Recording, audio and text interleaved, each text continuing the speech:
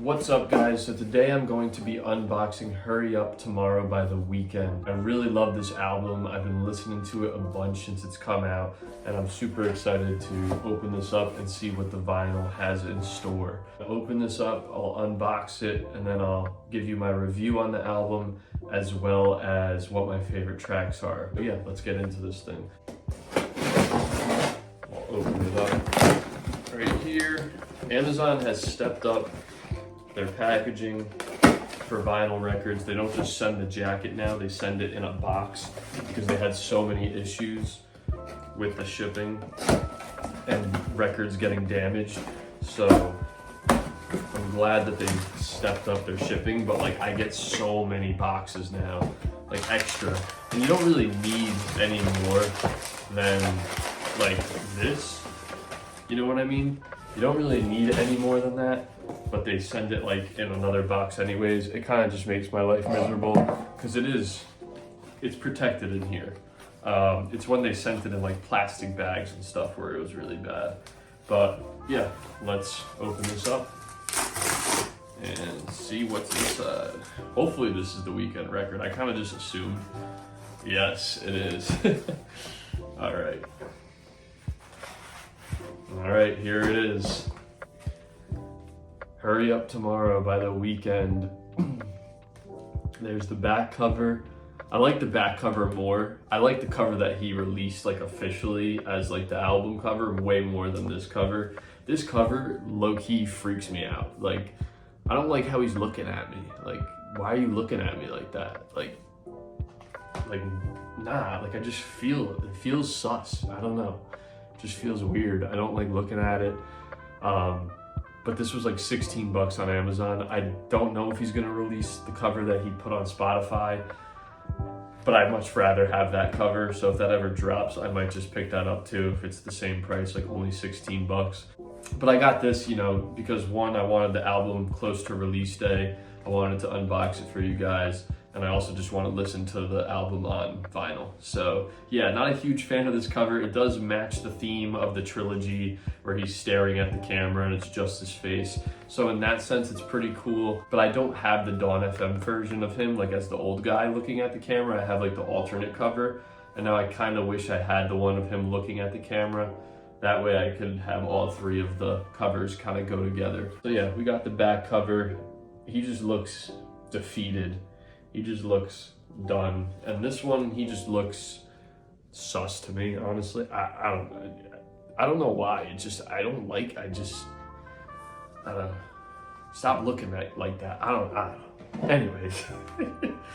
Anyways, we're gonna unbox this and see what's inside. I've tried to avoid seeing what this looks like on Instagram and all of that stuff. That way I could be a little bit surprised. But I'm glad that it was really cheap, this record. Usually the Weeknd records are kind of like 40 bucks. So I was glad to see this for like a really affordable price.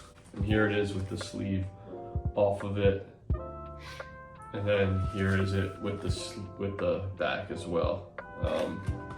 This is kind of like off-centered. You got the spine there, it says Hurry Up Tomorrow in the darker gray.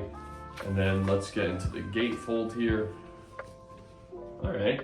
So the gatefold's pretty cool. It's like him looking at himself in a mirror a bunch of times. Pretty cool. At least there's a gatefold. For 17 bucks, you know, I would take, you know, just a gatefold. This is like folded weird. It's not like closing properly. Like you see this, it's like overlapping. I don't know if you could see right here. But yeah, let's take out the vinyl record. Oh, it also has like, you can't even see that, but it has like in the dark font, Hurry Up Tomorrow. And then when we take the record out, it's just a black sleeve and it's on just a black vinyl.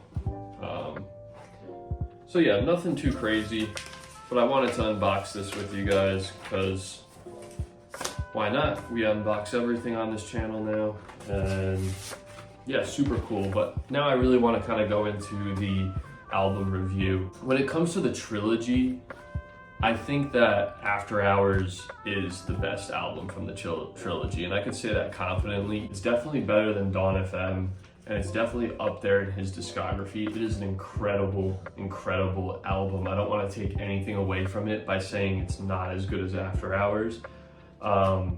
My one criticism right off the bat with it is that it's long. It's an hour and 30 minutes. And if this is truly his last Weeknd project, I'm okay with that, because give me all the music that you have. Like, you know, I'm good with an hour and 30 minute project. I have no complaints. Now, if it isn't, and this is all just kind of like, you know, a temporary thing like a lot of artists do and they come back, then I have a couple issues with it, because there are some songs on here that are still good, but they aren't to the quality of the rest of the songs, in my opinion. And it could really be like an hour-long album to an hour and 15-minute album, rather than like an hour and 30-minute album. I think you could cut out like a few tracks on here, and it would still be a really strong album. But yeah, this is a very cinematic album, like all of his albums, but I would say that this carries over the cinematic experience from After Hours really well. I felt like Dawn FM kind of lacked that big grandiose feeling to it. It did have like the plot and everything in there, and all the video rollouts were very to theme of the plot, and I think the album rollout was better than this rollout for Dawn FM. But I feel like the music and the production and everything on this record is on par with After Hours. Like, it is that experience again, and that's why I really like this album, because it does kind of sound like After Hours, more so than Dawn FM, but it is like a good combination of them as well. But yeah, it's just a very really well produced album, really well thought out album. All the songs flow really cool into each one. Like, I love that you don't want to put the album down. Like, once you start the first song of the album, like, you're just gonna go through that shit. Like, you're not picking around different songs. Like, you want to listen to this thing front to back, and I love that. That's my favorite when it comes to albums. So I really appreciate that. And honestly, even though this is an hour and 30-minute project, it feels like it's a 40-minute project, because everything's just moving. Like, everything's just flowing so effortlessly. One of my favorite transitions is like those first 4 songs just like perfectly transition into each other. Like the Sao Paulo and the Cry For Me transition, and the transition from I Can't Sing to, you know, the next song is unbelievable. But yeah, I love the features on here as well. I think it was really cool how he got all of his big features from his career onto this album. He got Future, he got Travis Scott, he got Lana Del Rey, and yeah, just the big features that we've always seen collaborate with him were on this, and they did a great job. I really love all the collaborations on this. The Future feature is really good. That song, I don't know the songs like perfectly by name right now, because I've only listened to the album like 3 times. Do they have the track lists in here? They don't have the track list on here, so that's not really helping. But the song with Future is so good. Cry For Me is like one of my favorite Weeknd songs that I've heard in a long time. I might even put it like top 20, top 15 Weeknd songs. Niagara Falls is super good as well. There's a couple other ones. There's a beat switch on that one track. I forget the name of the track because I haven't listened to the album enough. But there's a really cool beat switch in one of the tracks. It starts with like a G or something. But yeah, it was just a really fun listen, a really cool listen. It's also getting better with every listen. The album is also really cool because you're kind of seeing the death of the Weeknd in it, and you're kind of getting that final story to everything. He's kind of matured, and he's kind of grown up and out of this Weeknd character that he's kind of created. At one point in time of his career, this character was him. But as he got older and as he aged, he grew out of this character. I mean, there's only so many drugs you could do. There's only so much of that lifestyle that he could keep doing until one day, you know, it just gets old and you get old and it's just too much for you and you don't actually want that lifestyle anymore. You grow up, you mature, and you want to have, you know, better things in life, more meaningful things in life. And I think that this is a coming to age record for the Weeknd.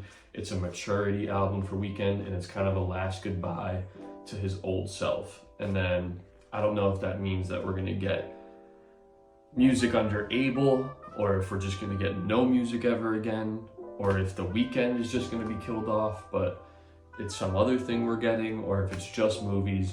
But I do know that this is a goodbye album.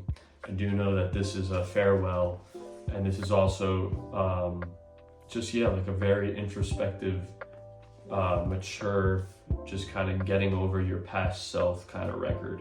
And I really enjoyed it. I hope you guys did. Comment your favorite songs below. I'd be interested in seeing what you guys like from this album, and just give me your thoughts on what the project is to you, and how you think it compares to his other work.